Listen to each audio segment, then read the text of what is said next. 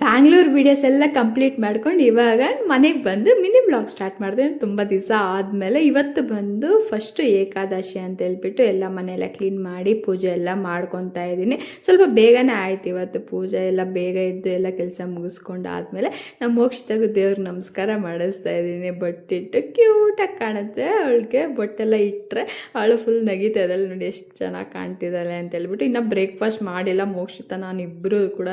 ಒಂದು 10:30 11 ಗಂಟೆ ಆಗಿದೆ ಸರಿ ಅಂತ ಹೇಳ್ಬಿಟ್ಟು, ಅವಳು ಲೇಟಾಗಿ ಎದ್ಲು ಅಂತ ಹೇಳ್ಬಿಟ್ಟು ಇನ್ನು ಹೊಟ್ಟೆ ಹಸ್ವಂದಿಲ್ಲ ಅಂತ ಇಲ್ಲಿ ದೋಸೆ ಸುಡ್ತಾ ಇದ್ದೀನಿ. ಸುಬ್ಬು ಅವರು ಕೂಡ ಇಡ್ಲಿ ತೊಗೊಂಬಂದಿದ್ರು, ಸರಿ 2 ಜೊತೆಯಲ್ಲಿ ತಿನ್ನೋಣ ಅಂತ.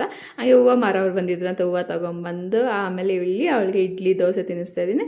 ಅಲ್ಲಿ ಆಚೆ ತಂದಿರೋ ಸಾಂಬಾರು ಬೇಡವಂತೆ, ಮನೇಲಿ ನಾನು ಮಾಡಿರೋ ಸಾಂಬಾರೇ ಬೇಕಂತ ಅದನ್ನೇ ಅದ್ಕೊಂಡು ತಿನ್ನಿಸ್ತಾ ಇದ್ದೀನಿ. ಬಟಾಣಿ ಸಾಂಬಾರು ಚೆನ್ನಾಗಿತ್ತಂತೆ, ಎಂಜಾಯ್ ಮಾಡ್ತಾ ತಿಂತಿದ್ದಾಳೆ. ಇಡ್ಲಿಗಿಂತ ದೋಸೆನೇ ಅವಳು ಜಾಸ್ತಿ ಇಷ್ಟ, ಅದಕ್ಕೆ ಎಂಜಾಯ್ ಮಾಡ್ಕೊಂಡು ತಿಂತಿದ್ದಾಳೆ. ಅಷ್ಟೇ. ವಿಡಿಯೋ ಸಿಗೋಣ, ಬಾಯ್.